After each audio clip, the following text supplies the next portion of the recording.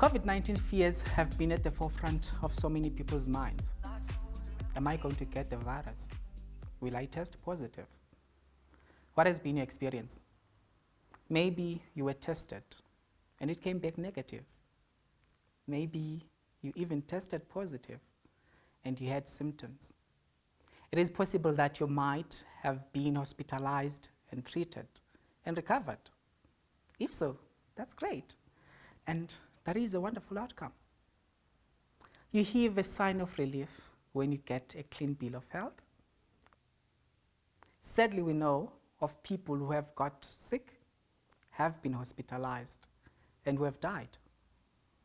We do not want to make light of that. Families and loved ones and friends have been left with the gaping holes by the death of the folks. Some would say that the physical threat is largely over, immunity is developing, and vaccines may have been developed and rolled out. That may be true, and it is a good thing, but there are warnings of a second wave in South Africa and the potential of risks spikes in infection again. But it is quite possible that apart from any other illnesses, accidents, you get through the physical risk of COVID-19. That'll be a good thing. But health and the preservations of the physical body is not all that life is about. As people made in the image of God, we have both the physical body and the spiritual soul.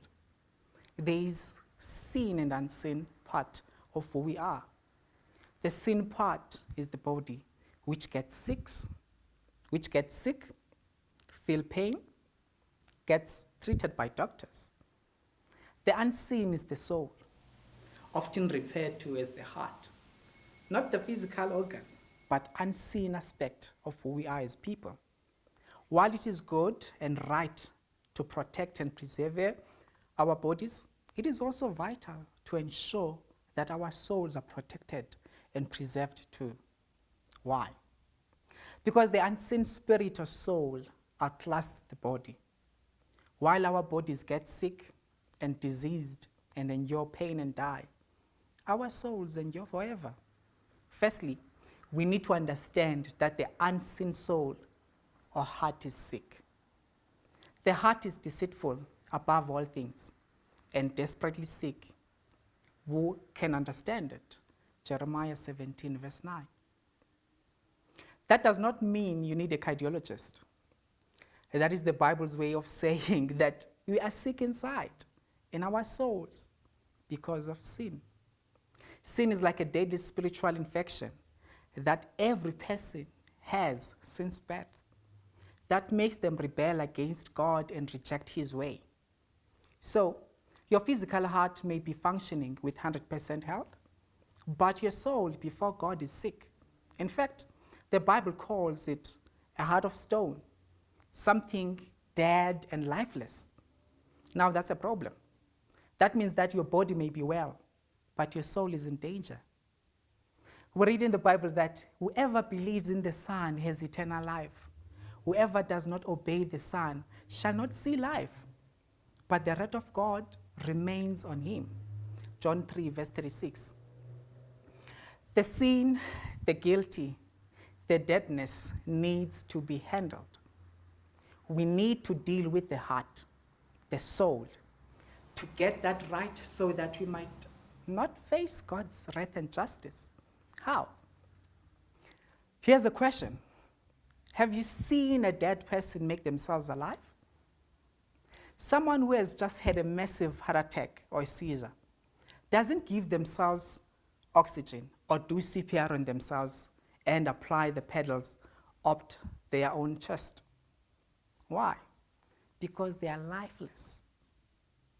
But here's a great promise. God promises a new heart.